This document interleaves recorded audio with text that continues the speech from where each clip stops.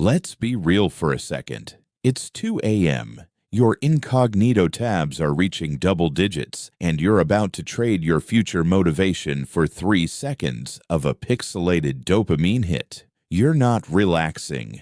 You're literally frying your brain's reward system. And deep down, you know it. When you consume that kind of content, you're flooding your brain with levels of dopamine that evolution never prepared us for. It's like trying to water a delicate plant with a high-pressure fire hose. The result? Your receptors downregulate. Suddenly, real life feels gray. The gym feels boring.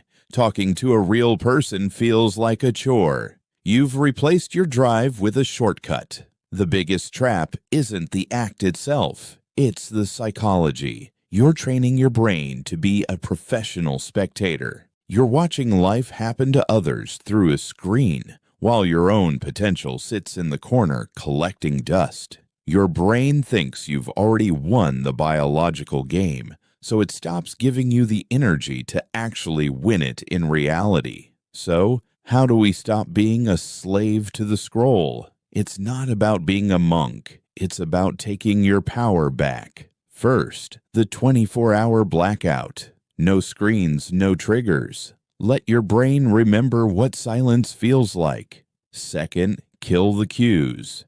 If your phone stays on your bed, you've already lost. Charge it in another room. Third, rewire the reward. Do the hard thing before the easy thing. Earn your rest. Real life doesn't have a skip button or a 4K filter. It's messy and it's hard, but it's the only place where the rewards are actually real. Put the phone down. Get a grip, literally and figuratively. If you want to decode more hidden human behaviors and fix your brain, subscribe to Simply Psychology. I'll see you in the next analysis.